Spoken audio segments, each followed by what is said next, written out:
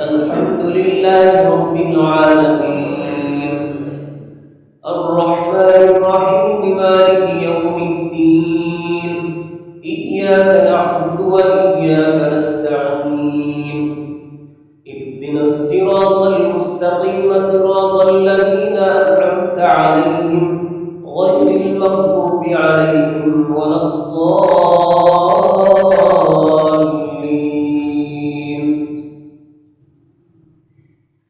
يا أيها الناس اتقوا ربكم الذي خلقكم من نفس واحدة وخلق منها زوجها وبث منهما رجالا كثيرا ونساء واتقوا الله الذي تساءلون به والأرحام إن الله كان عليكم رقيبا. وآتوا اليتامى أموالهم ولا تتبدلوا الخبيث بالطيب ولا تأكلوا أموالهم إلى أموالكم إنه كان حبا كبيرا. وإن خفتم ألا تقسطوا في اليتامى فانكحوا ما طاب لكم من النساء مثنى وثلاث ورباع فإن خفتم ألا تعدلوا فواحدة أو ما ملكت أيمانكم ذلك أدنى ألا تعودوا.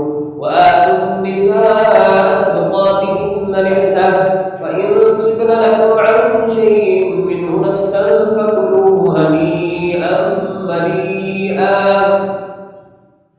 ولا تؤتوا السفهاء أموالكم التي جعل الله لكم قياما وارزقوهم فيها واكسوهم وقولوا لهم قولا معروفا. وابتلوا اليتامى حتى إذا بلغوا النكاح فإن آنستم منهم رشدا فادفعوا إليهم أموالهم ولا تأكلوها إسرافا وبدارا أن يكبروا. ومن كان غنيا فليستعفف ومن كان فقيرا فليأكل بالمعروف. فإذا دفعتم إليهم أموالهم فأشهدوا عليهم وكفى بالله حسيبا. للرجال نصيب مما ترك الوالدان والأقربون وللنساء نصيب مما ترك الوالدان والأقربون مما قل منه وكثر نصيبا مفروضا.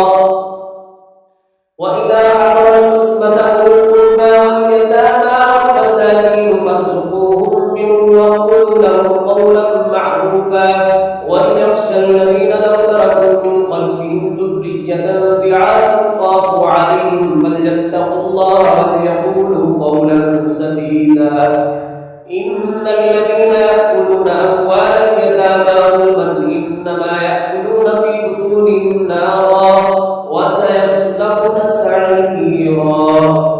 الله أكبر.